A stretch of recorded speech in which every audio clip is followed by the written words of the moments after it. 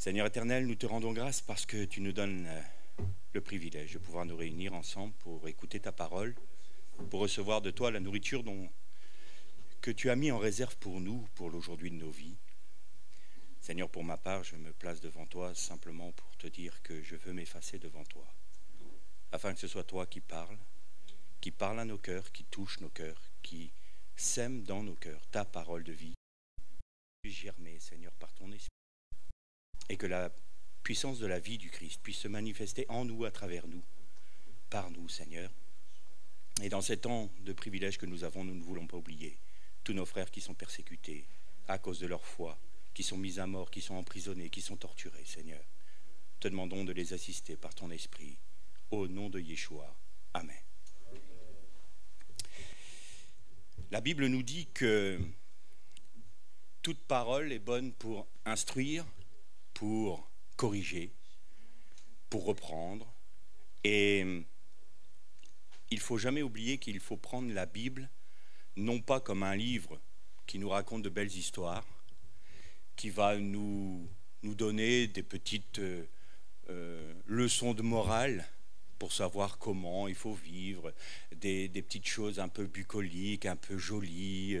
Je parle souvent de l'arche de Noé, les petits animaux, c'est tout joli, tout mignon. Il y a d'autres choses un peu plus sanguinolentes, mais il y a toujours un fil conducteur dans la parole de Dieu. Et le fil conducteur, c'est la lutte de Dieu contre son ennemi, le Satan. L'Adam, quand il a été créé comme un combattant.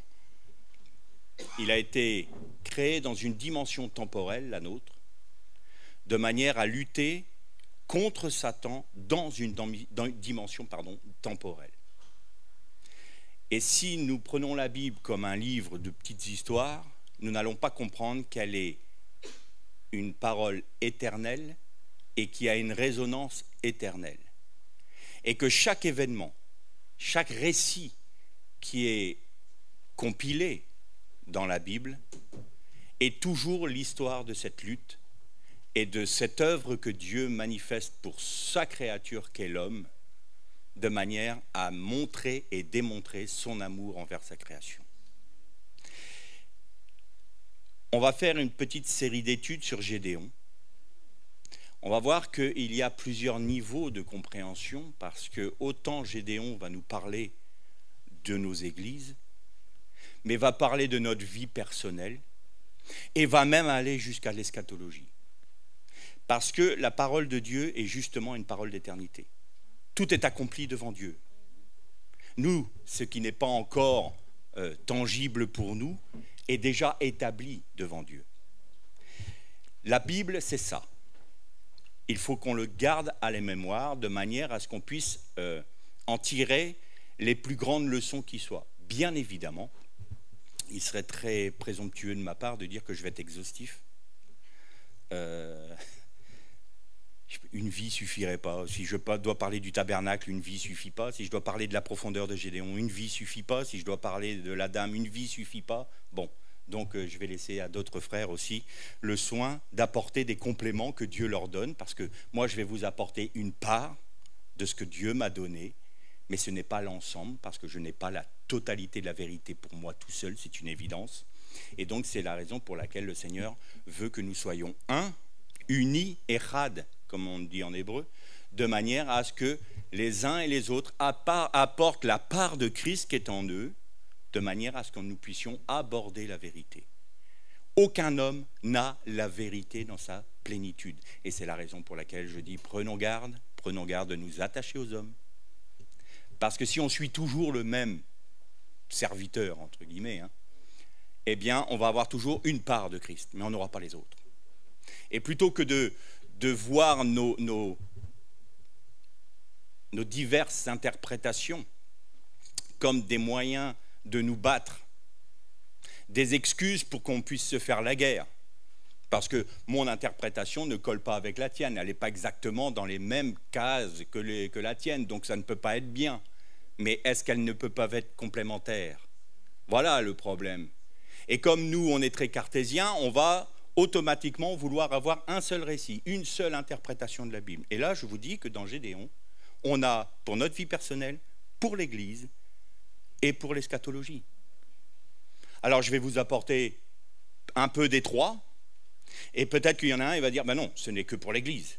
Ah ben non, ce n'est que pour toi, ta vie personnelle, c'est une fausse interprétation. Comment peux-tu voir de l'eschatologie là-dedans? Mais essayons de voir un ensemble. Qu'est-ce que Dieu nous dit? Donc, après ce petit préambule, je vous invite à ouvrir vos Bibles dans le livre des Juges, au chapitre 6, et on va lire à partir du verset 6.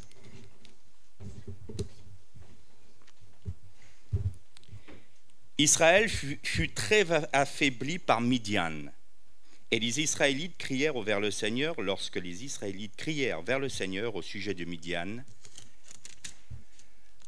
le Seigneur envoya un prophète aux Israélites. Il leur dit, « Ainsi parle le Seigneur, le Dieu d'Israël, je vous ai fait monter d'Égypte et je vous ai fait sortir de la maison des esclaves. Je vous ai délivré de la main des Égyptiens et de la main de tous vos oppresseurs. Je les ai chassés devant vous et je vous ai donné leur pays. Je vous ai dit, je suis le Seigneur Adonai, votre Dieu. Vous ne craindrez pas les dieux des Amorites, dont vous habitez le pays.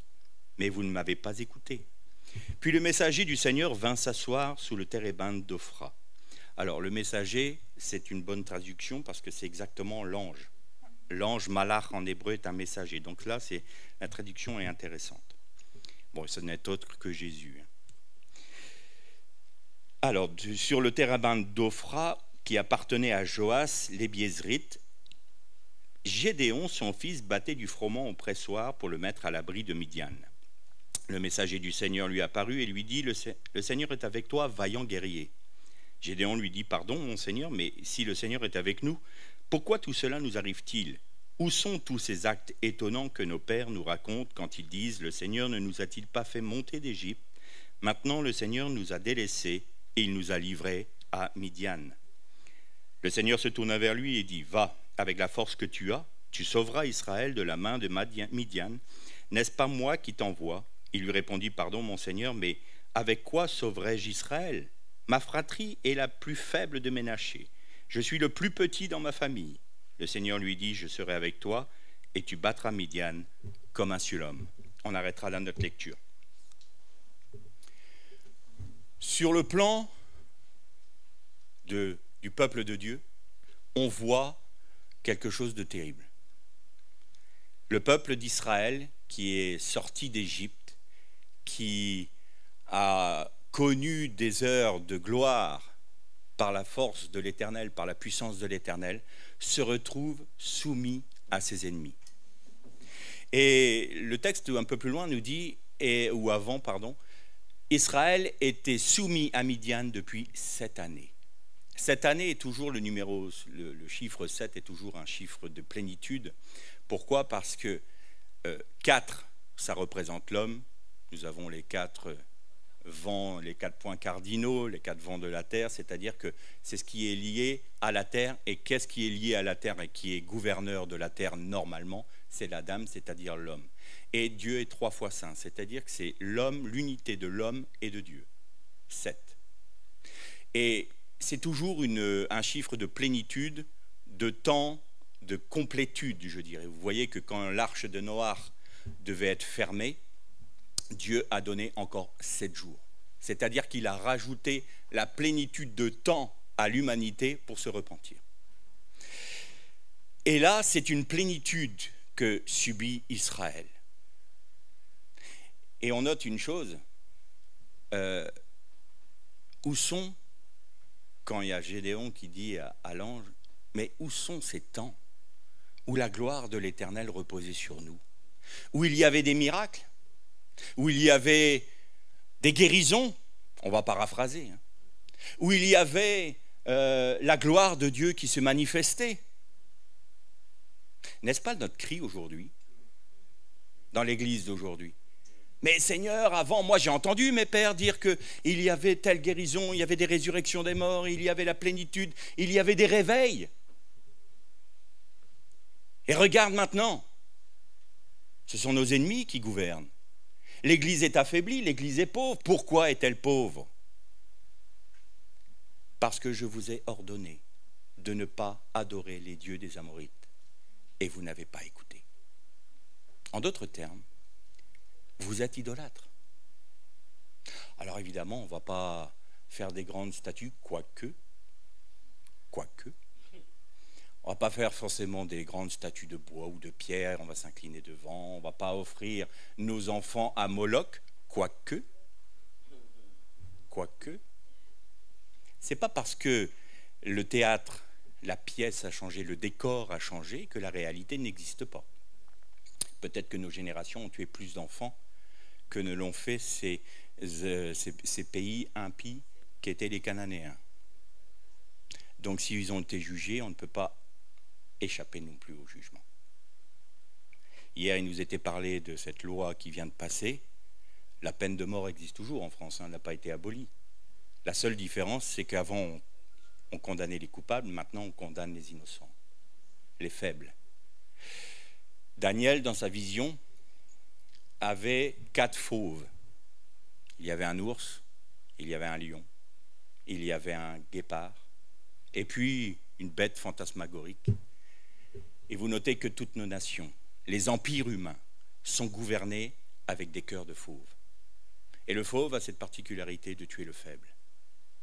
Alors, l'empire humain qui nous promet un Eldorado, qui nous promet un âge d'or avec la technologie, avec la progression de la connaissance, vous verrez que l'humanité touchera la déité. Mais une société qui tue le faible, qui supprime l'enfant dans le sein de sa mère pour pas qu'il crie, parce qu'il faut que ça soit aseptisé quand même. Il faut que ça soit en blouse blanche, ça fait plus joli, plus propre, moins terrible. L'enfant peut plus se défendre, même pas par ses cris. Et le vieillard qui, peut-être, est dans la démence, on va dire, on a cru comprendre, mais c'est sûr, ils veulent. Et hop, une injection, et c'est fini. Un cœur de fauve. Nous sommes gouvernés par des civilisations de cœurs de fauve. Le faible est assujetti, le faible est écrasé. Et nous idolâtrons le monde qui nous entoure, la technologie. Alors on va dire, mais ça c'est le monde. Mais est-ce que l'Église, dans une partie, n'est pas touchée par tout cela? Est-ce que l'Église n'est pas touchée par sa réussite? Je parle d'une église locale, par exemple. On a peut-être envie d'avoir un beau local, une belle sono, des super bâtiments, puis surtout beaucoup de monde. Parce qu'en fonction du monde que l'on aura, on aura plus de moyens. Bon, alors est-ce qu'il faut aller dans un institut biblique ou il faut aller à HEC? Parce qu'en fin de compte, c'est une entreprise humaine. C'est une entreprise, une multinationale. Et puis on va faire des succursales. Et c'est le nom dénomination. C'est ma dénomination. Et moi, je suis le président de la dénomination à laquelle j'appartiens. Vous imaginez? Mais ça, c'est de la politique. L'Église est touchée par ça. Elle idolâtre l'œuvre et elle n'adore plus celui qui est à l'origine de l'œuvre. Mais plus que ça, l'Église aujourd'hui, dans sa grande majorité, et je ne fais pas une généralité parce que bien entendu, il y a des églises qui sont fidèles. C'est de plus en plus rare parce que l'apostasie prend de plus en plus de place, mais malgré tout, il y en a encore 7000 qui n'ont pas fléchi le genou devant Baal. Eh bien, l'Église, dans sa grande majorité, va rejeter Dieu. Pourquoi? Pour une simple raison. Seigneur, donne-moi la vision. Quand on n'a pas de moyens, là, on se rappelle que Dieu existe. On est tout petit. Seigneur, donne-nous les moyens. Seigneur, apporte-nous du monde. Seigneur, fais que. Seigneur, fais que. Et montre-nous ta vision. Je veux une vision. Et une fois que le Seigneur a donné sa vision, on lui dit, tu peux y aller, on s'en occupe. Mais le Seigneur nous donne une vision, non pas pour que nous l'accomplissions par nos propres forces. Ce n'est ni par la puissance, ni par la force, dit l'Éternel, mais par mon esprit. Par mon esprit. J'ai mon beau-père qui est décédé maintenant, il est parti auprès du Seigneur. Il avait un véritable ministère de prophète. À quoi reconnaît-on un prophète? C'est que ce qu'il dit s'accomplit. Et lui, quand j'étais pas converti encore, j'étais dans l'église et je faisais les 400 coups, j'avais une trouille bleue. On était amis, parce que moi je me suis marié avec mon ami d'enfance, donc nos deux familles étaient amies. Et j'avais une trouille bleue de mon futur beau-père, Parce que je dis un jour, il va me vendre devant tout le monde, quoi. C'est pas possible. Et je me rappelle d'un jour où les anciens de l'église devaient acheter du terrain pour je ne sais plus quoi. Et ils priaient ensemble et il n'y avait pas de direction divine. Donc ils ont appelé mon beau-père. Et voilà, on se met en prière parce qu'on doit acheter un terrain, mais on voudrait savoir ce que c'est. Et là, mon beau-père dit, ben voilà, c'est tel terrain. Pourquoi? Parce qu'il y a une route qui va passer devant. Alors tout le monde s'est moqué de lui. On l'a même... mon beau-père avait une expression, il disait, quand on est prophète, on est lapidé dans son propre pays. Ils m'ont décapité. Souvent, il disait ça. C'est pas une belle place, le prophète. Pourquoi? Parce qu'il parle au nom de Dieu et il va toujours à l'encontre de ce que les hommes veulent. Alors là, vous voulez être prophète? Alors bon courage. Et il dit, c'est ce terrain-là qu'il faut acheter. Ils ont hésité, tout ça. 2 ans après, les engins sont arrivés et c'est devenu l'axe de Lorient-Roscoff qui passe justement devant le terrain. Il l'avait vu 2 ans avant. Pourquoi? Parce que c'était révélé. Et je me souviens que, en ce qui concerne la région dans laquelle je suis, mon beau-père avait dit, il faut attendre un ordre de marche. Et ça date depuis 15-20 ans. Un ordre de marche. Et quand mon beau-père disait ça, j'étais très attentif. Et avec mon épouse, on disait, on attend l'ordre de marche. Et moi, j'attendais une chose. Le Seigneur allait me donner un planning. Tu vas être comme ci, tu vas faire ça, ça va se passer comme ça, il va y avoir ça, une église là, une autre là, toi tu vas être comme ci. J'ai eu l'ordre de marche il n'y a pas longtemps. Lech lecha. Va pour toi. Va vers où je te montrerai, l'endroit où je te montrerai. A. Pas de planning, pas de plan, pas de but. Maintenant, le prochain pas, tu le fais par la foi. Je dis, mais Seigneur, pourquoi? Il dit, parce que tu as déjà fait ça, cette bêtise-là. Je t'avais donné juste un petit point de ce que je te demandais. Tu as foncé tête baissée en klaxonnant dans le mur, parce que tu as fait toi-même ce que moi je t'avais montré, et je ne t'ai jamais donné l'ordre de le faire toi-même. Alors maintenant, c'est fini. C'est fini, je ne vais pas te dire, dans 10 ans, vous serez à tel endroit, vous aurez telle chose, il y aura tant de personnes dans l'église, il y aura tant de ministères. Marche. Marche avec la force que tu as pour l'aujourd'hui de ta vie. Marche, fais le prochain pas de la foi. T'occupe pas d'aujourd'hui, il s'occupe de lui-même. Et t'occupe certainement pas de demain, parce que c'est moi qui m'en charge, dit l'Éternel. Et si nous essayons de demander à Dieu d'avoir une vision pour qu'il nous montre un plan bien établi, c'est couru d'avance, on va toucher l'arche d'alliance. On va mettre la main sur l'œuvre de Dieu. Ce n'est pas ce qu'il veut. Donc l'idolâtrie peut être notre volonté d'agir pour Dieu. Notre position aussi, ça c'est intéressant quand même. J'aimerais bien être reconnu, moi. Il faut que tout le monde reconnaisse que j'ai un bon ministère, un grand ministère. Je suis quand même un grand homme de Dieu, non? Et puis celui qui ne me reconnaît pas, ben, je le coupe la tête parce que, hey, oh, t'as touché loin de l'Éternel. Mais qui sommes-nous? Et Gédéon avait compris. Quand l'ange de l'Éternel lui dit « Vaillant héros », il dit « Pardon, vaillant héros, moi? Mais je suis le plus petit de ma fratrie, qui est la plus petite famille de Ménaché. » Lui, il avait compris une chose importante, Gédéon. Il ne peut rien faire pour Dieu. Le grand homme de Dieu, celui qui se met au-dessus des autres, ne peut rien faire pour Dieu. Et il ne peut rien faire pour vous. Pourquoi? Parce que tant qu'il croira qu'il est capable, il sera une entrave à l'Esprit de Dieu. C'est impossible d'agir pour Dieu avec notre chair. Et pour comprendre cela, alors je vais vous mettre un peu en haleine pour que vous me suiviez jusqu'au bout. Lors de la dernière méditation, on va parler de comment Dieu fait pour que nous soyons des outils utiles entre ses mains et non pas des entraves à son esprit. Et on parlera de la croix et on va parler de Simon de Cyrène. C'est étonnant, hein? Et on va même parler de Pierre, on en a touché 2 mots hier, mais on va encore parler de Pierre parce que c'est très intéressant. Mais là, arrêtons-nous sur Gédéon qui lui a compris. il a compris qu'il était le plus petit.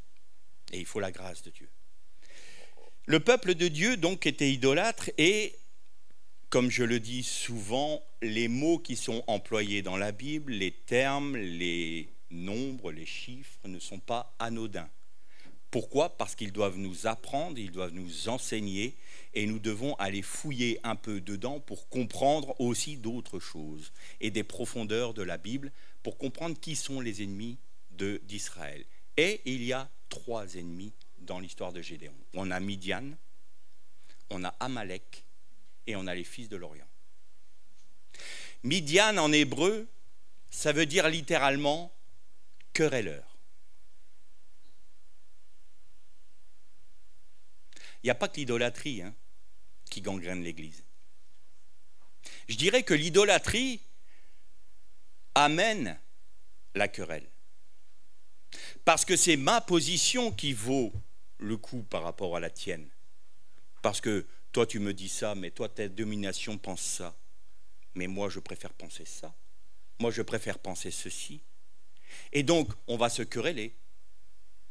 Il n'y aura plus d'unité. Comme je le disais la semaine dernière dans mon assemblée, à ceci tous reconnaîtront que nous ne sommes pas disciples du Christ, du fait que nous sommes querelleurs entre nous, que nous nous méprisons, que nous ne voulons pas. Ah non, je ne peux pas parler à un charismatique, je ne peux pas parler à un pentecôtiste, je ne peux pas parler à un luthérien, je ne peux pas parler à un réformé. Ah bon, pourquoi ? Mais il n'a pas la même doctrine que moi. Est-ce que Jésus a dit qu'il fallait que l'on soit sur la même doctrine ? Ou est-ce que Jésus a dit qu'il fallait qu'on ait reçu l'Esprit de Dieu pour être enfant de Dieu ? Alors bien entendu, ça n'enlève pas qu'il nous faut le discernement également. Il faut qu'on discerne si la personne qui nous parle est vraiment un frère en Christ, qu'il a bien reçu l'Esprit de Dieu. Parce qu'aujourd'hui, on appelle frères des personnes qui sont juste des adhérents au christianisme, mais ils n'ont pas fait cette expérience du salut, de la nouvelle naissance. Aujourd'hui, il y a une grande quantité de personnes qui sont en train de chauffer les sièges des églises qui n'ont jamais été chrétiens. Ils ne se sont jamais tournés vers le Seigneur en se repentant de leurs péchés. Ils n'ont jamais été convaincus de péché, de justice et de jugement. Et ils sont là depuis des dizaines d'années, ils sont nommés anciens. Pourquoi ? Ça fait tellement longtemps qu'il est là, lui. Tu fais partie des meubles, Donc rentre dans le conseil d'administration. Tu as une promotion. HEC. Mais il est où l'Esprit de Dieu ? Il est où l'Esprit de discernement ? Vous voyez la gangrène qu'il y a dans le peuple de Dieu aujourd'hui ?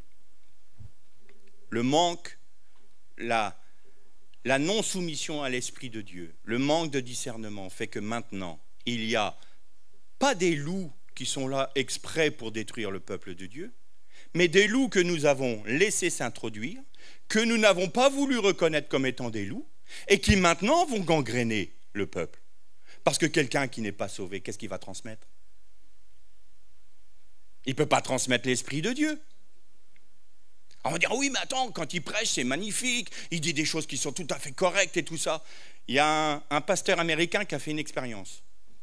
Il a dit à ChatGPT, à l'IA, donne-moi une louange d'adoration qui soit conforme à la parole de Dieu, qui soit conforme à la Bible, qui soit... Il lui a sorti une louange, waouh! C'était une machine. Il est où l'Esprit de Dieu, là?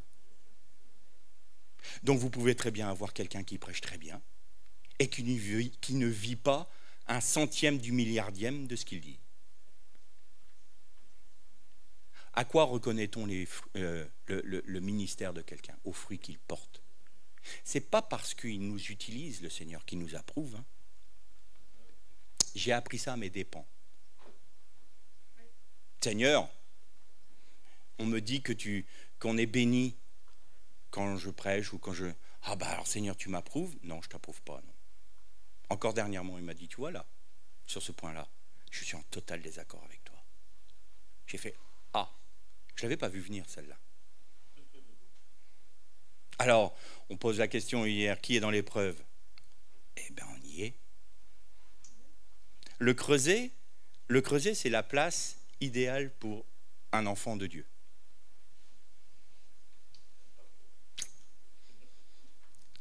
Je veux dire, hein, c'est pas vendeur ce que je vais vous prêcher là.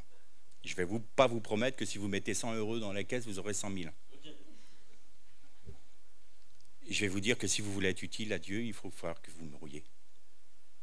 Il faut que vous alliez au jardin de Gethsémané. Le jardin de Gethsémané veut dire littéralement le pressoir à huile.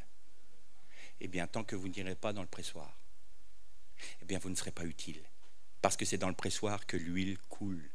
Et l'huile d'onction sainte coule une fois que nous sommes pressés. C'est ça le chemin. Et si il y en a certains qui me demandent comme ça, oh, on voudrait prier pour toi, qu'est-ce qu'on doit demander? Demandez simplement une chose pour moi, que je ne me rebelle jamais quand le pressoir m'écrase. C'est la meilleure des bénédictions. Parce qu'il ne faut pas sortir du creuset. Midian veut dire querelle. Amalek, c'est deux mots, c'est la jonction de deux mots hébreux, c'est Am qui veut dire peuple et Lak qui veut dire frapper. Amalek, c'est le peuple qui frappe. Et il y a une structure numérique dans la Bible, et donc chaque terme, chaque lettre hébraïque a un poids numérique. Et Amalek a pour valeur numérique, a pour poids numérique 240. Et pourquoi est-ce que c'est intéressant d'avoir les valeurs numériques, le poids numérique des mots? Parce qu'il nous amène à trouver des correspondances avec d'autres termes dans la Bible. Par exemple, Mashiach, le Messie, a la même valeur numérique que Nachash, serpent. Là, les rabbins s'arrachent les cheveux pour comprendre pourquoi. Mais nous, Jésus nous l'a dit, tout comme le Fils de l'homme doit être élevé, comme Moïse a élevé le serpent dans le désert. Nachash, Mashiach.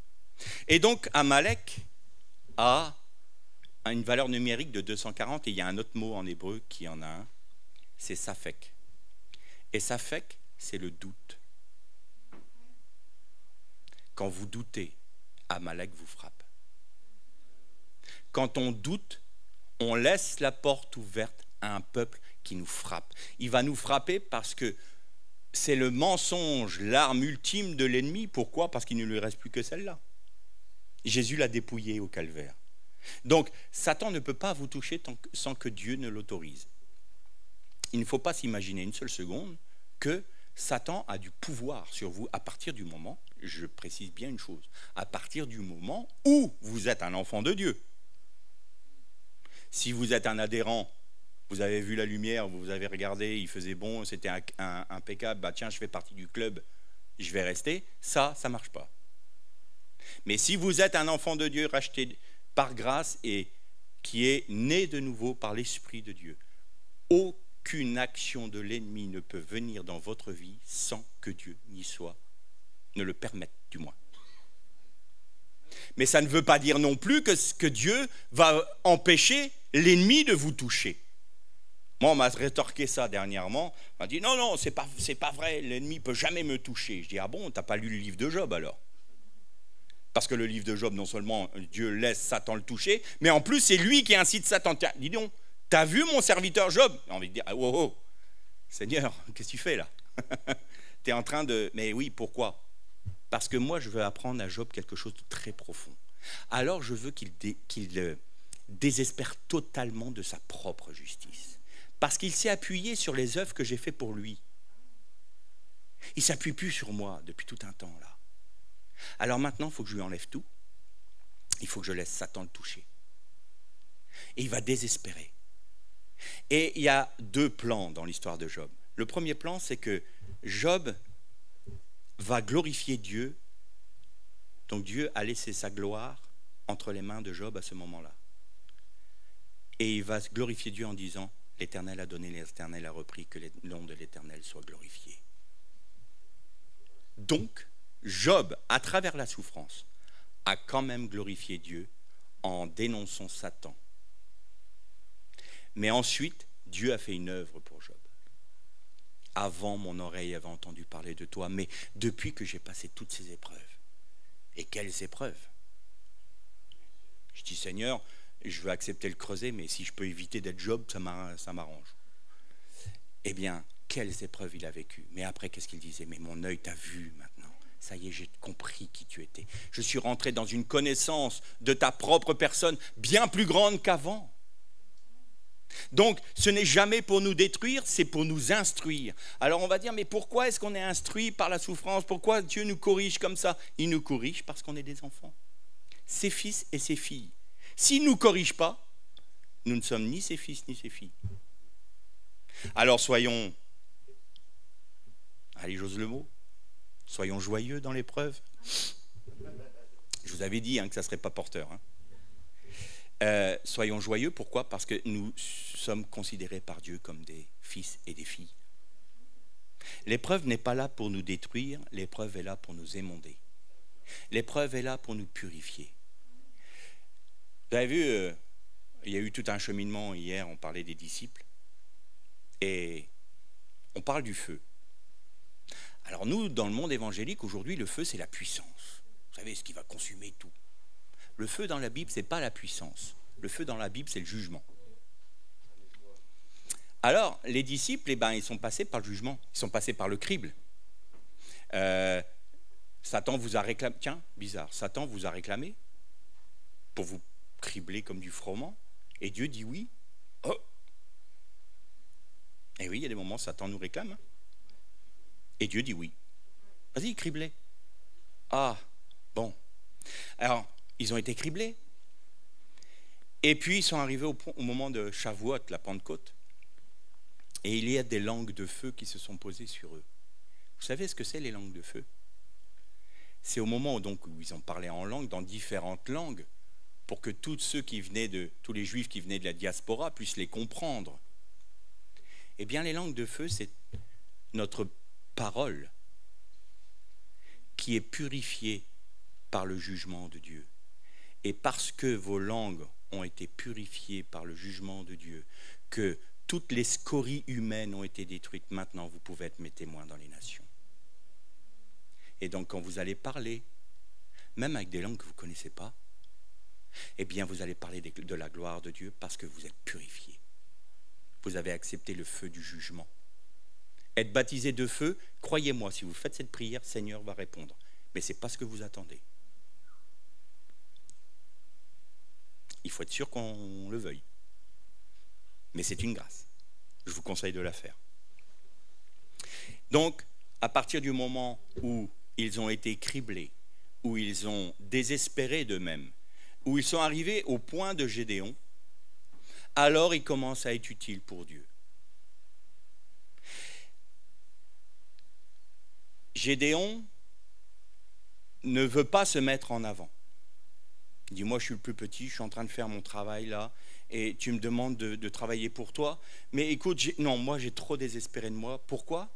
Vous savez ce qui nous rend désespérés souvent? C'est le train-train de notre vie. Nous on veut faire des grandes choses pour Dieu.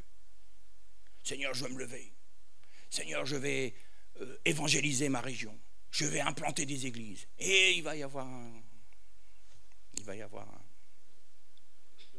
Eh bien, tu vas te lever le matin, tu vas aller au travail, tu vas avoir ton chef de service, tu vas avoir ton patron, tu vas avoir ton chef d'équipe qui va te saouler, tu vas avoir des clients qui vont te saouler. Et puis tu vas rentrer chez toi, tu vas être énervé parce que c'est casse-pied, tout ça, tu vas te coucher, gna gna, puis après il y a ta femme qui va te prendre la tête parce que gna gna gna gna, et puis demain tu recommences, et tu recommences, et tu recommences. Ah, je bats le froment dans l'air d'Ophra. C'est pénible, le train-train quotidien. Et moi qui rêve de grandes choses pour toi, oh Dieu, je veux être un serviteur, je veux le feu. Ben tu l'as là. Comment ça? Ben t'es purifié, est-ce que t'es fidèle dans les petites choses? Oh! Ça m'arrive, je suis dans mon bureau, je suis en train d'étudier, je suis en train de chercher dans l'hébreu. Puis il y a ma femme qui m'appelle. Chérie, tu peux éteindre le linge? Ben bien sûr, étendre le linge. Hein. Je me suis levé ce matin en disant, pourvu que j'étende du linge. Et là, le Seigneur, il ne m'oblige pas à y aller. Hein. Je peux rester à étudier. Mais je suis très sanctifié, moi. Je suis un grand homme de Dieu, moi. J'étudie la Bible dans l'hébreu, vous avez vu. Puis le Seigneur me dit, mais ta femme a besoin d'aide, là. Si tu n'es pas capable de répondre à ça, comment veux-tu t'occuper de mon église? Elle a besoin de ton aide. Donc tu vas quitter ton travail là, tu vas aider ta femme. Et tu vas voir que tu vas avoir une relation avec ta femme qui va s'approfondir parce qu'elle a vu que tu as répondu à son aide. Et après, tu reprendras le travail que tu as besoin. Et moi, je te bénirai derrière. C'est pas la croix obligatoire que j'appelle ça. J'appelle la croix qui marque des points, celle-là. Pourquoi? Parce qu'on aime suffisamment Dieu pour aimer notre prochain. On aime suffisamment Dieu pour répondre aux besoins de notre prochain. Et on ne se croit pas un grand. On n'est pas grand. Et si on se croit grand, le Seigneur va nous rappeler qu'on est petit. Chez moi, ça a duré 7 ans. Croyez-moi, la grosse tête, elle s'est envolée parce que je sais qui je suis quand le Seigneur ne me donne pas sa grâce. Je sais qui je suis. Amalek, Midian, donc querelle, le doute, l'idolâtrie, rend le peuple de Dieu complètement soumis à son ennemi. Et il n'y a plus de puissance, il n'y a plus de gloire, il n'y a plus de miracle. Et le Seigneur cherche un homme. Et la Bible nous dit, je cherche un homme qui se tienne sur la brèche en faveur du pays. Cet homme, il l'a trouvé, hein. Il s'appelle Yeshua. Mais comme Yeshua est remonté auprès du Père, il veut poursuivre son œuvre à travers ses enfants rachetés. Mais encore faut-il que ses enfants rachetés le laissent faire. Yeshua désire toujours se tenir sur la brèche en faveur de notre nation, en faveur de notre ville, en faveur de notre assemblée, en faveur de notre famille. Mais qu'est-ce qui prend le pas? Les querelles, le doute. Tout cela va entraver la main de l'Éternel, va bloquer la main de l'Éternel. Et on est là, Seigneur, mais avant, on avait des grâces. Avant, on voyait ton œuvre et maintenant, il n'y a plus rien. T'as changé, Seigneur. C'est pas moi qui ai changé, c'est vous. C'est nous qui avons changé. Aujourd'hui, diabolos en grec veut dire littéralement celui qui engendre des querelles et qui divise. Aujourd'hui, l'Église est divisée. Les familles sont divisées. Les couples sont divisés. Et ça, c'est l'œuvre de l'ennemi. Alors, soit on prend position en disant j'accepte le creuset. Le Seigneur nous a peut-être unis avec un conjoint qui est complètement à l'opposé de nous. Et ça, c'est voulu. C'est voulu parce que notre conjoint va nous briser. Notre conjoint va nous heurter. Notre conjoint va faire que...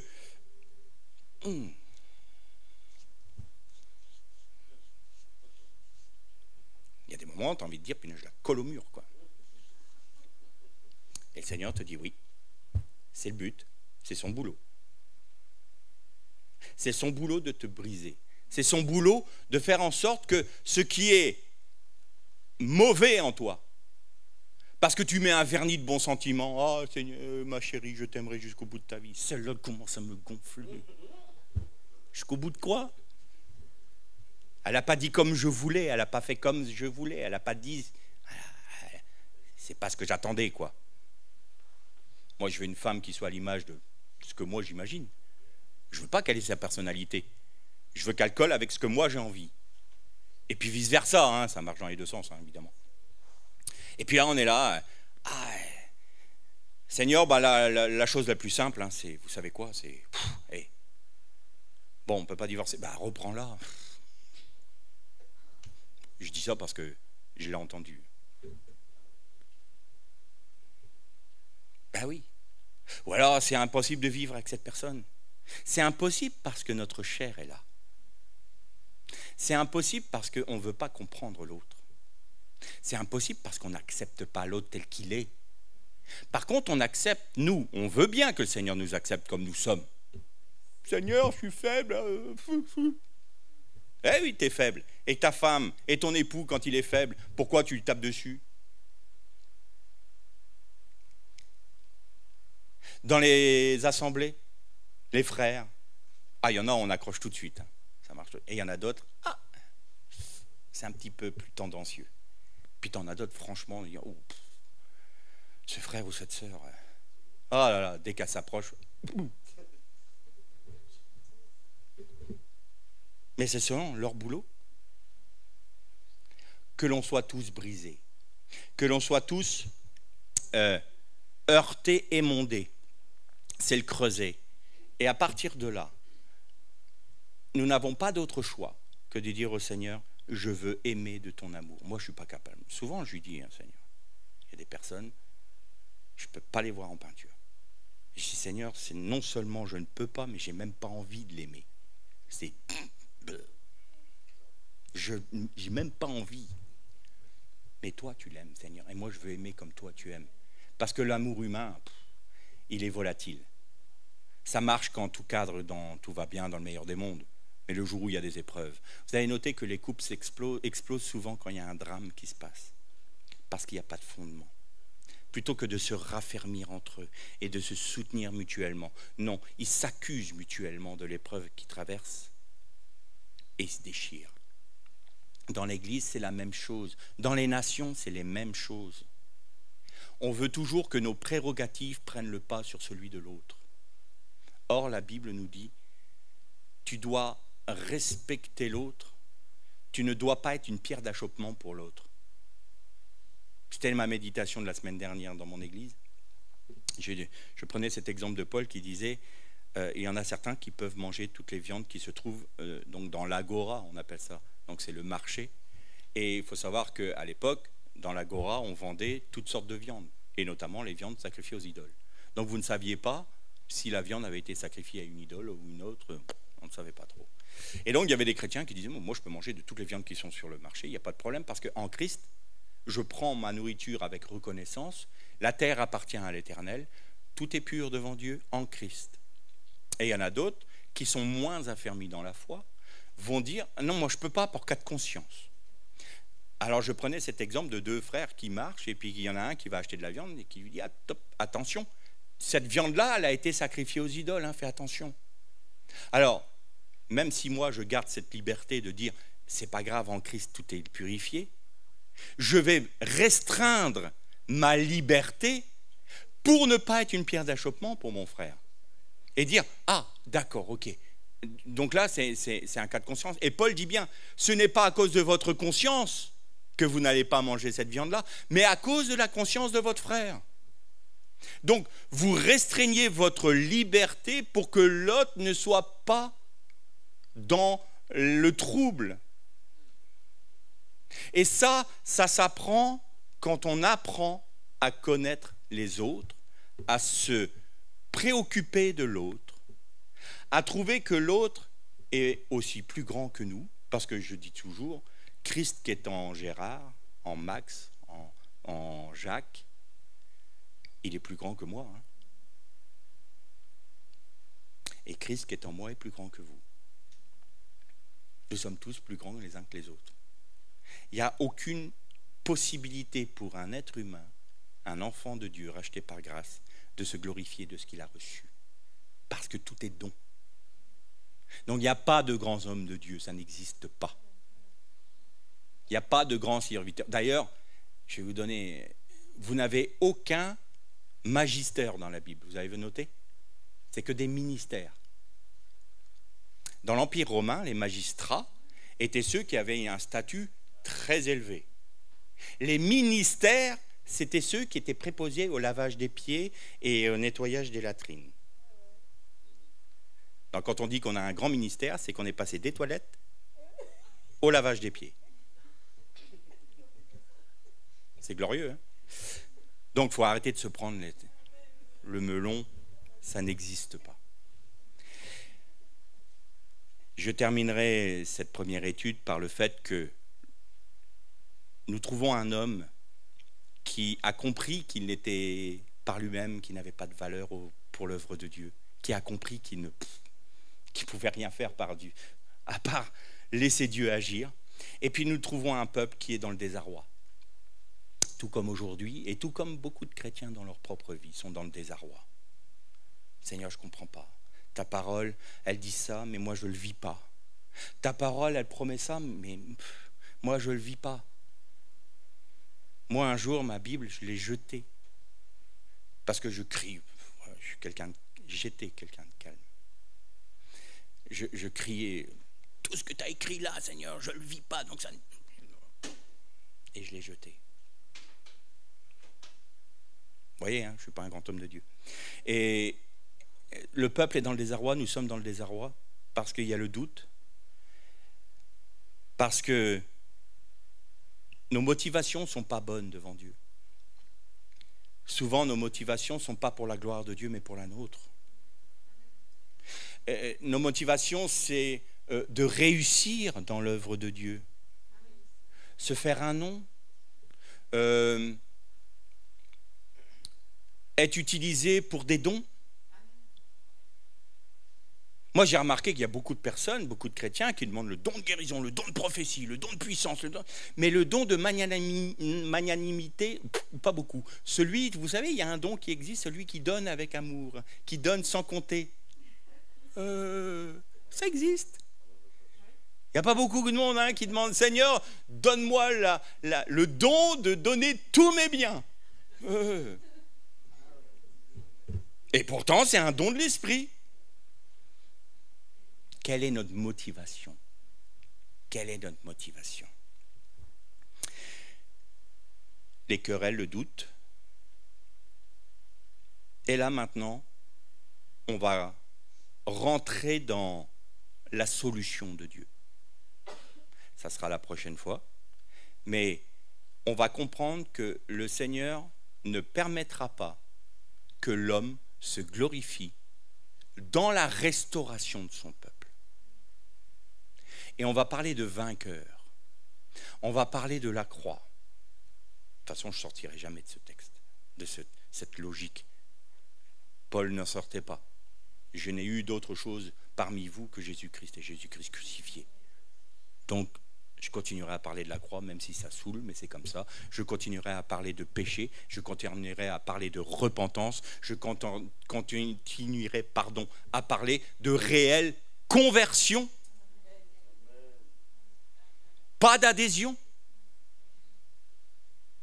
Le mot grec est exactement le même qu'en hébreu, c'est teshuv a, vient de tashuv. Si vous voyez, il y a une lettre qui est et à la fin, la lettre he, c'est la lettre de l'esprit. En fait, on se détourne de l'homme pour se tourner vers l'esprit. Ça, c'est la conversion. Donc, ce n'est plus par la puissance de l'homme, pas par la puissance de persuasion, pas parce que j'ai des diplômes. Tant que tu penses que tu as des capacités pour l'œuvre de Dieu, parce que tu es diplômé de ceci, de cela, que tu sais parler, que tu sais faire ça, c'est pas la peine. C'est pas la peine, tu n'es pas utile, parce que la meilleure intelligence humaine n'est que souillure devant la sagesse de Dieu. Il faut que l'on capitule une fois pour toutes devant Dieu. Pas seulement dans notre conversion, c'est-à-dire de dire « Seigneur, je t'accepte comme mon sauveur, mais je t'accepte comme mon Seigneur. Maintenant, plus aucun droit sur ma vie. C'est toi qui m'as racheté par ton sang. Si je suis racheté, je suis ton esclave, ton serviteur. Tu fais de ma vie ce que toi tu veux. » Ce que toi tu veux. Parce que j'ai envie. Ma femme, parfois, elle a une formule qui m'amuse. Elle prie le Seigneur parce qu'elle est assez... elle est directe avec le Seigneur. Il n'y a pas de patois de Canaan. Hein. Je te prie, Seigneur, parce que le grand Dieu... Il dit, là, j'en ai marre, Seigneur. Ça me saoule, cette affaire-là. Mais n'écoute pas ma chair, fais ton œuvre. N'écoute pas ma chair, fais ton œuvre. C'est vrai. C'est pas, religieusement bien propre. Mais c'est authentique. Le Seigneur n'a pas besoin de personnes qui parlent joli. Il veut des cœurs authentiques. Seigneur, je n'aime pas ce frère, je n'ai pas envie de l'aimer, mais comme tu me le commandes, je veux l'aimer à travers toi. Et là, la grâce de Dieu prend le relais parce qu'on comprend on admet et on se met au diapason avec Dieu pour dire « Je ne peux pas le faire, mais toi, fais-le à travers moi. » Pourquoi ? Parce que je ne m'appartiens plus. Et parce que mes prérogatives ne prennent plus le pas sur les tiennes. C'est toi qui es glorifié, pas moi. J'accepte la croix. On va en rester là. Je vais vous dire l'Echle Shalom. On va se mettre simplement en prière devant Dieu. Le Seigneur nous a parlé là maintenant. Les uns et les autres se placent devant le Seigneur, dans la simplicité. Peut-être que dans vos cœurs retentit un appel. Peut-être qu'il y a un fardeau sur votre cœur. Peut-être que vous avez pris des décisions qui n'étaient pas bonnes et que vous voulez rectifier. Vous placez tout ça devant Dieu. Vous laissez le Seigneur envahir votre esprit. Soumettez-vous à cette douce voix qui vous appelle.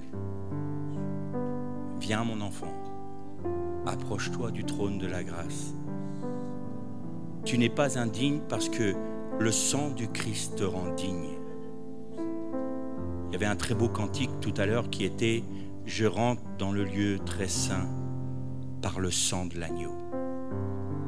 Le sang de l'agneau nous donne accès auprès du Père. Si l'un d'entre vous désire s'avancer pour qu'on prie pour lui, qu'il se sente libre. S'il veut prier tout seul dans son cœur, qu'il se sente libre. On n'est pas là pour faire de la technique. On est là pour être vrai devant Dieu. Peut-être qu'il y a un cœur rebelle et qui se dit qu'il n'a pas envie de céder. Et la souffrance augmente. Alors, le Seigneur dit simplement, cède devant moi mon enfant. Je ne veux pas te frapper pour te faire mal. Je veux simplement te délivrer de cet esprit de rébellion qui va te donner la véritable vérité, la véritable liberté. Que chacun prie. Et ceux qui le souhaitent peuvent venir, on peut prier pour eux.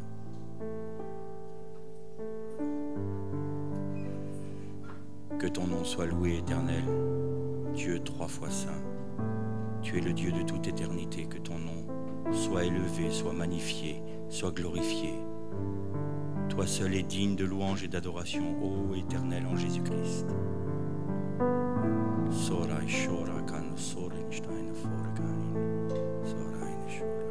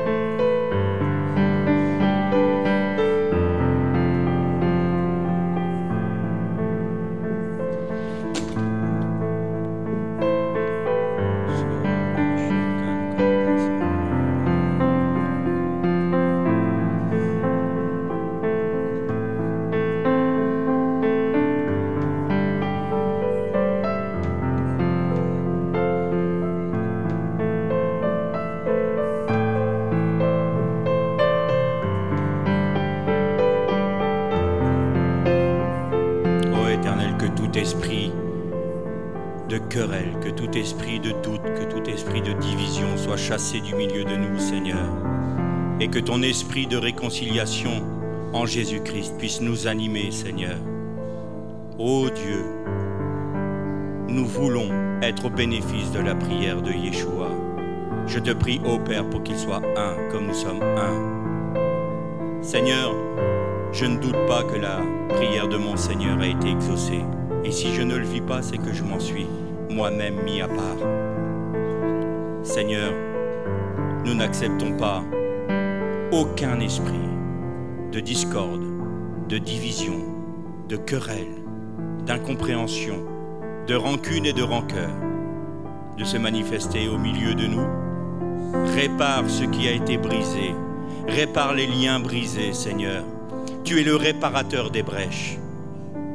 Ô Éternel, nous nous plaçons devant toi. Toi seul peux rendre toutes choses nouvelles. Que ton nom soit béni. Et nous ne voulons pas être des enfants ingrats. Nous voulons t'apporter la louange, l'adoration de nos cœurs. Parce que toi seul en es digne, Seigneur. Et nous ne voulons pas être simplement des gens qui quémandons.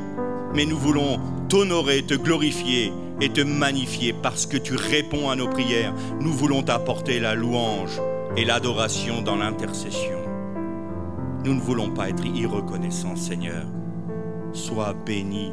Ô mon Dieu, sois loué. Ô mon Dieu, sois glorifié. Au nom de Yeshua. Amen.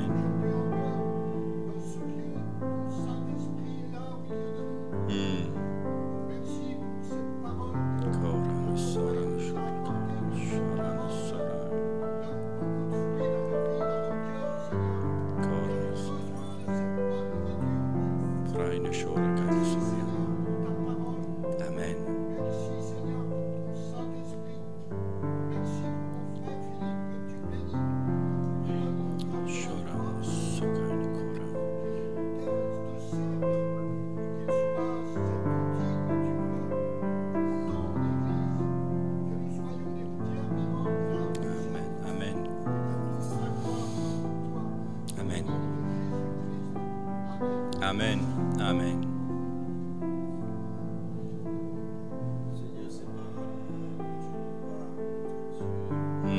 Parce que tu veux le meilleur. Amen. Seigneur, loué sois-tu. Seigneur, merci pour ces paroles.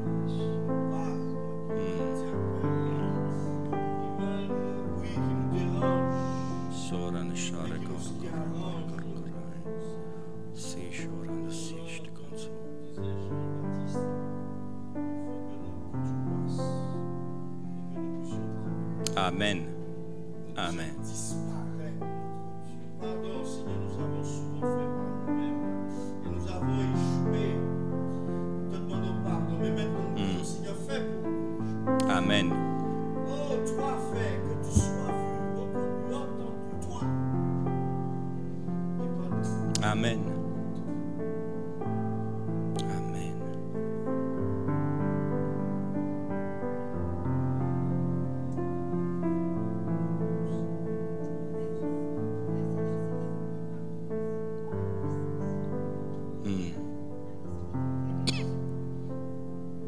Amen.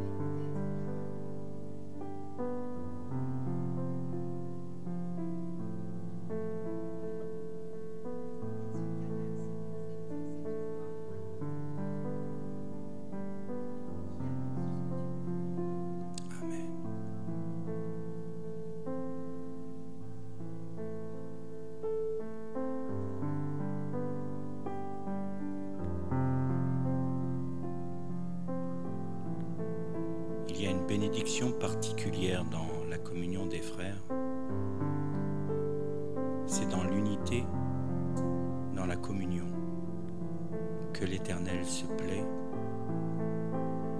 Alors, peut-être que dans des cœurs s'élèvent des questionnements en disant « Mais je veux ressentir ton amour pour pouvoir m'engager. » Mais le Seigneur n'agit pas ainsi. Nous devons faire le premier pas de la foi. C'est à nous de faire le premier pas. Et on se dit, mais je ne vois rien. Tout est sombre et puis je ne ressens rien. Le Seigneur te dit simplement, fais le pas. Et je ferai le reste. N'attends pas. Fais-le par la foi. Quand on prêche, quand on prophétise, quand on guérit des malades, on le fait par la foi. Rien ne nous dit que nous avons la capacité ou quoi que ce soit pour le faire. Mais nous le faisons par la foi. Pourquoi? Parce que Dieu l'a dit dans sa parole. Et Dieu a dit, vous êtes un comme je suis un. Il a dit que les frères sont un, Echad, comme Dieu est un. Les couples sont un, Echad, comme Dieu est un. Un couple qui s'unit, un couple qui s'aime, reproduit l'image de Dieu. Alors n'attendons pas de nous sentir bien, de nous sentir élevés, faisons ce pas. Allons voir nos frères, disons-leur, nous sommes un. Allez voir vos conjoints, dites-leur, je t'aime parce que nous sommes un et nous formons l'image de Dieu. Quelles que soient les pensées que l'ennemi veut mettre dans les cœurs, de bonnes raisons, toujours de bonnes raisons.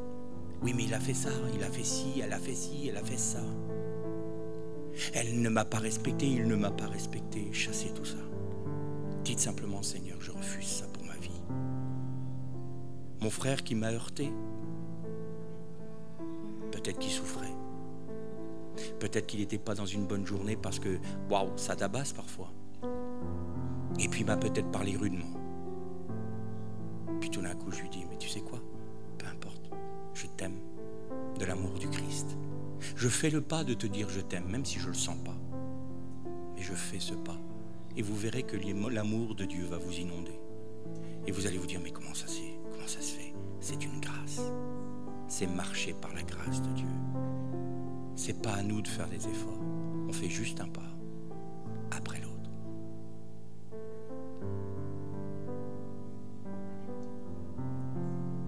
Béni sois-tu, Seigneur.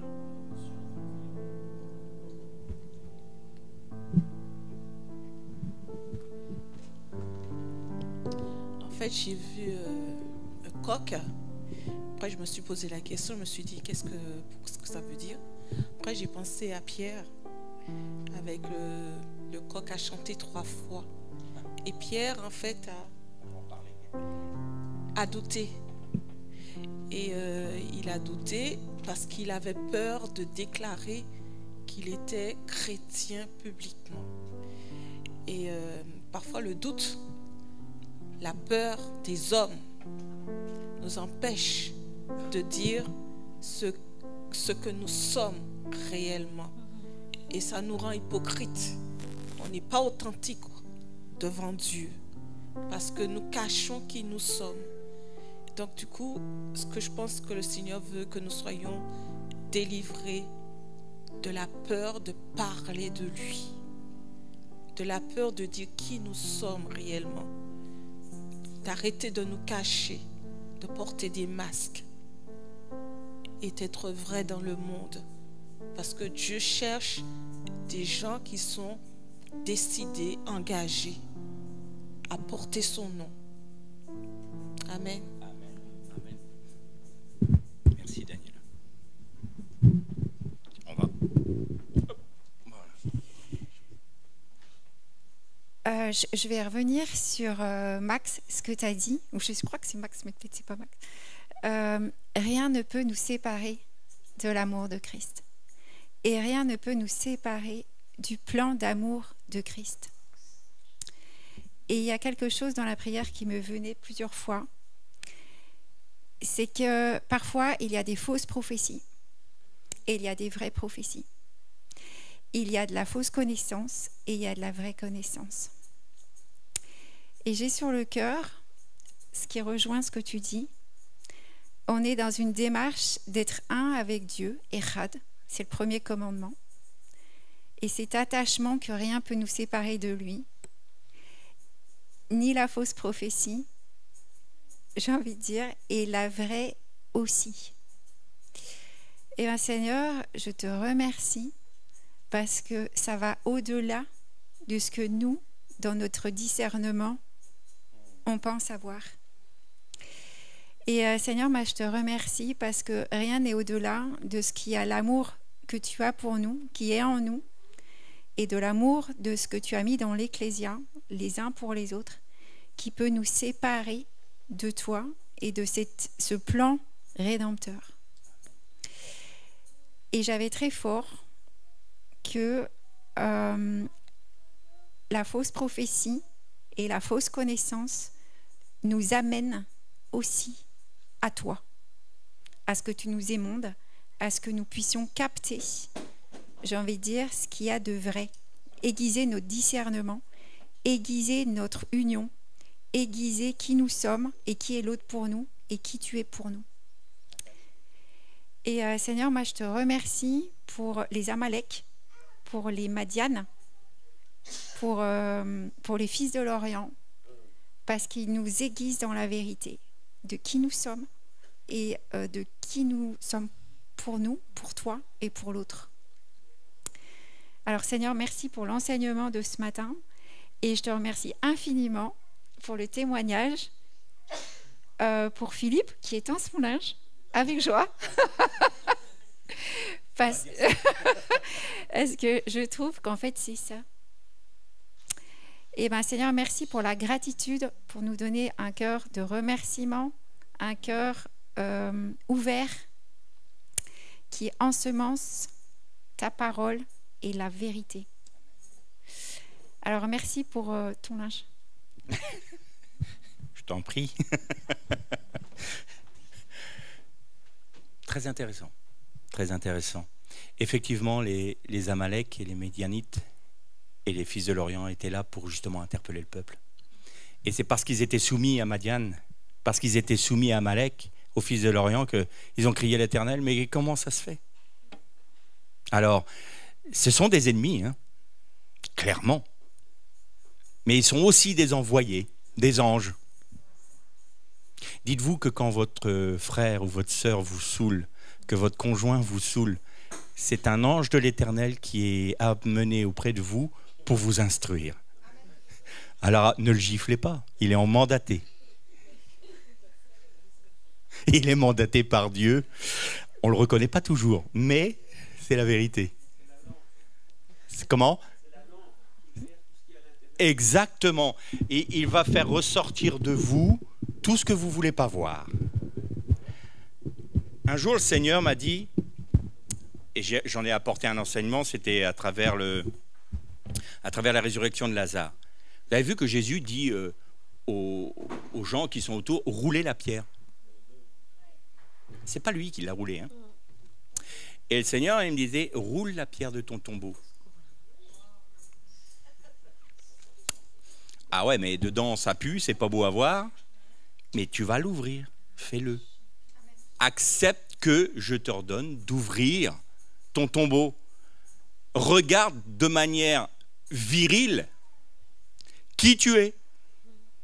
Parce que ma lumière va rentrer dans le tombeau et tu vas voir ce qu'il y a dedans. Tu vas voir ce qui est en toi. Je vais conduire les circonstances. Ta femme qui est fatiguée, qui va te prendre la tête au moment où il ne faut surtout pas qu'elle te fatigue.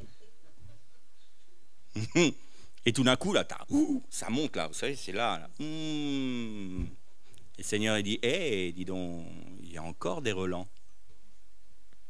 Il y a encore des relents. Et là, vous demandez le feu de Dieu. Consume ce qui n'est pas de toi.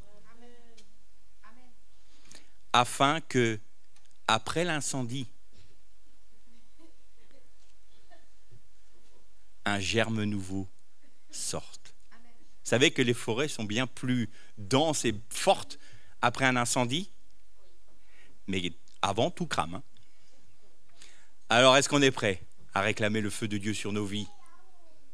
Est-ce qu'on est d'accord pour que le feu de Dieu consume nos querelles, nos divisions, nos discordes, les liens rompus? Est-ce qu'on accepte que tout ça soit consumé par le feu maintenant?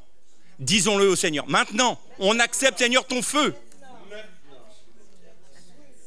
Afin que ta vie germe. Amen. En fait, depuis tout à l'heure, je suis très interpellé par le passage de la Samaritaine. Il est dit que Jésus était fatigué du voyage et qu'il s'est assis donc au bord de ce puits de Jacob. Et j'ai vu dans cette impression vraiment humaine que Jésus a vécue par cette fatigue, il était fatigué du voyage, nous dit la parole, il y avait quelque chose qui était en nous de son humanité. C'est-à-dire que pour beaucoup d'entre nous, nous sommes fatigués du voyage, parfois, à cause du monde dans lequel nous sommes entourés, de parfois notre incrédulité, de notre doute, et tout cela ne fait qu'appesantir et alourdir notre fatigue. Et alors, à l'occasion, comme ça, une femme arrive, et puis on leur demande « Donne-moi à boire ».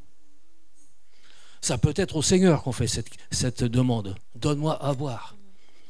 Parce qu'encore nos cœurs sont fatigués, sont altérés, desséchés. Et nous avons besoin sans cesse de revenir à ce puits de Jacob pour nous désaltérer.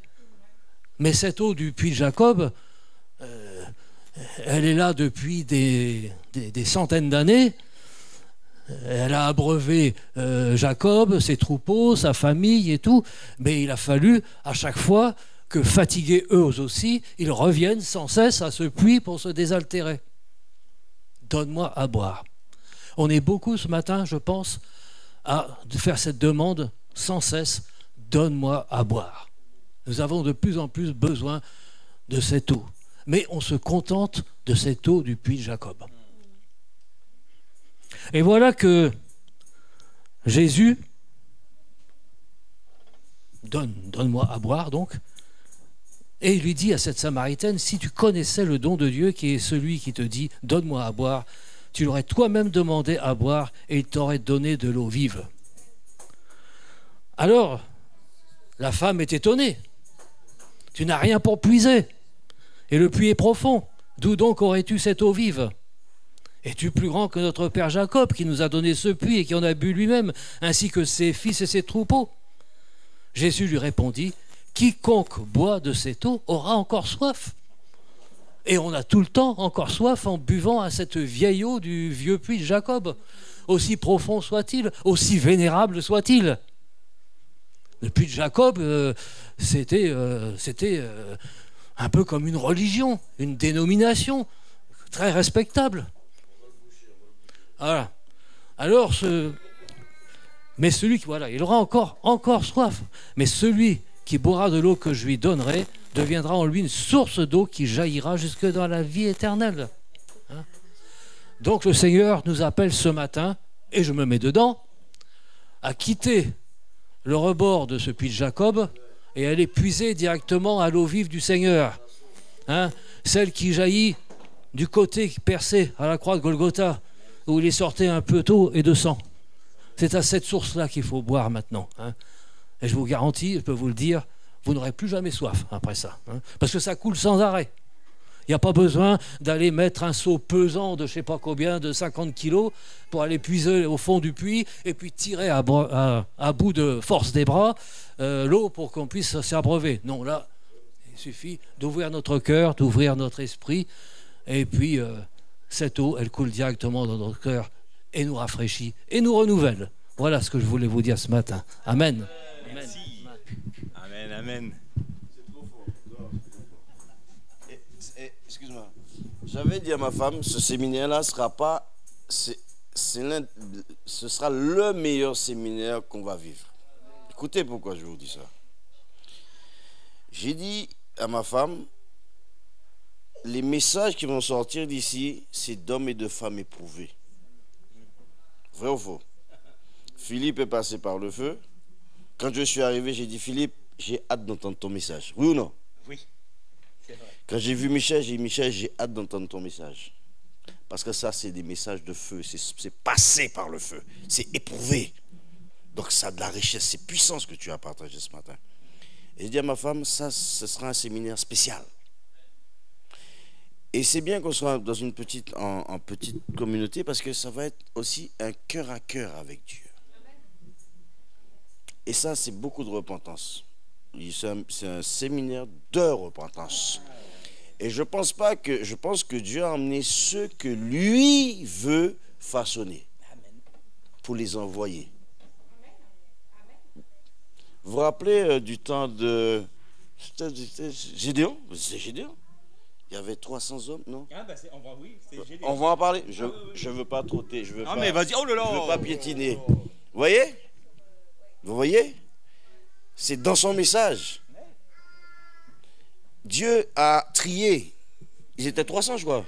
Il en restait 300. Il en restait 300. Et Dieu a encore fait le tri ou non? Non, c'était la fin, ça. C'était la fin. Et voilà. Écoutez, Dieu utilise toujours un reste. Et c'est très bizarre. Cet après-midi, c'est ma femme qui va partager le message. Et tu sais sur quoi elle va parler? Sur la Samaritaine. Si ce n'est pas le Saint-Esprit, ça, je ne sais pas. Des chèvres et des brebis.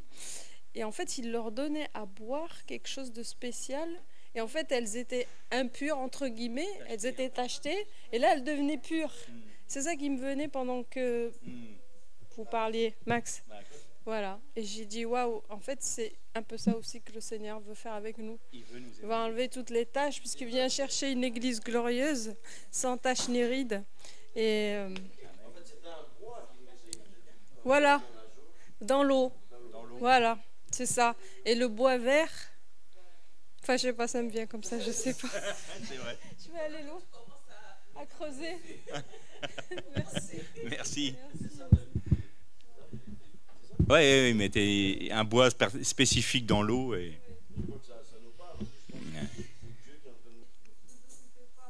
De moi, pleurer sur vous. Oui. Pleurer sur vous. Oui, tout à fait. Voilà.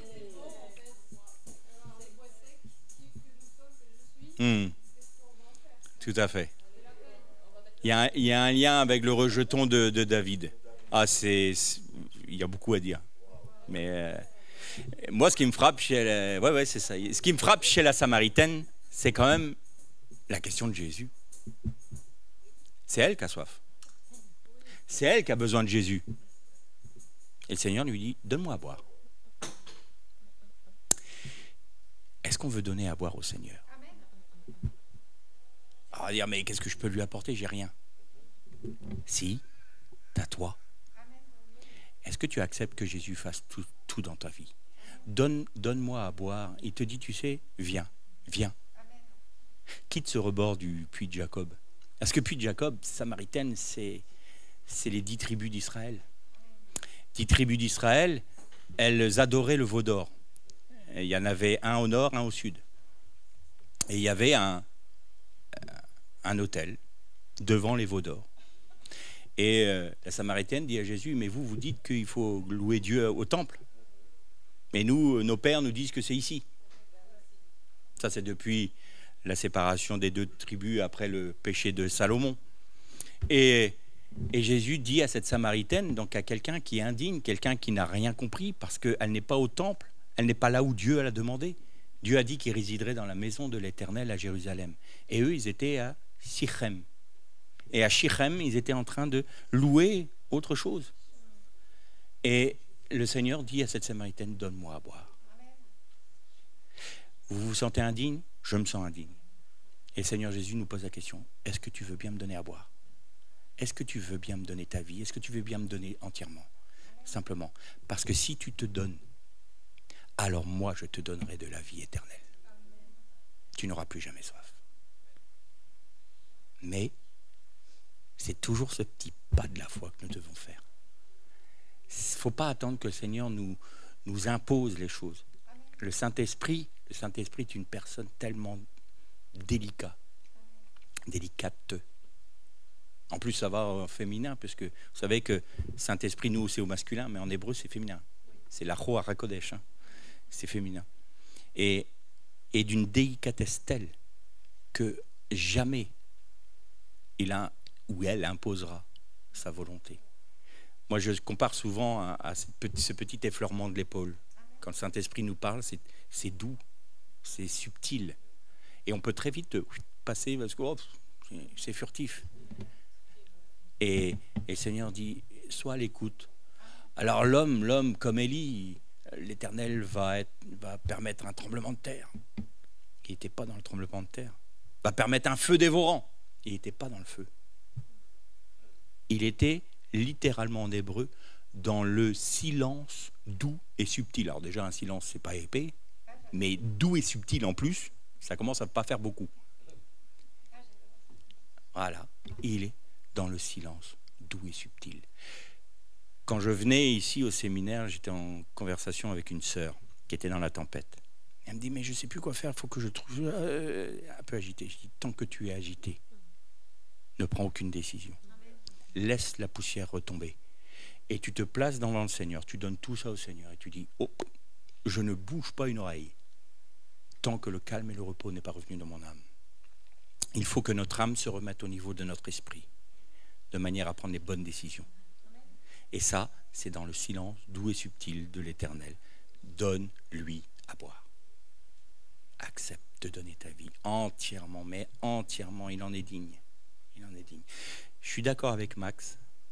Ça va être un temps de repentance, de consécration et de décision ferme pour ce séminaire. Pas besoin d'être 10 000. Ils étaient 12 au début. On a largement doublé la mise là. Chacun est dans son assemblée. Chacun a sa famille. Chacun peut être un buisson ardent dans le milieu dans lequel le Seigneur l'a placé. Mais le buisson ardent n'est pas celui qui va essayer de convaincre les autres. Le buisson ardent, il a juste brûlé. Sans se consumer. Vous voulez donner un beau témoignage à votre entourage? Vivez. C'est votre vie qui détermine ce que vous êtes. C'est votre vie en Christ qui va attirer les hommes. C'est la vie du Christ en nous qui attire les hommes à lui, pas nous. Et alors, le Seigneur peut passer. Le Seigneur peut abreuver les autres. Parce que non seulement il veut nous faire boire de la vie éternelle, une source d'eau vive, mais elle veut qu'elle déborde pour les autres. Mais il cherche des hommes et des femmes qui disent « Je me livre à toi entièrement, sans réserve, que tu puisses faire toute ton œuvre. » Alors, Christ sera élevé dans votre vie, il sera glorifié dans votre vie et il attirera les hommes à lui.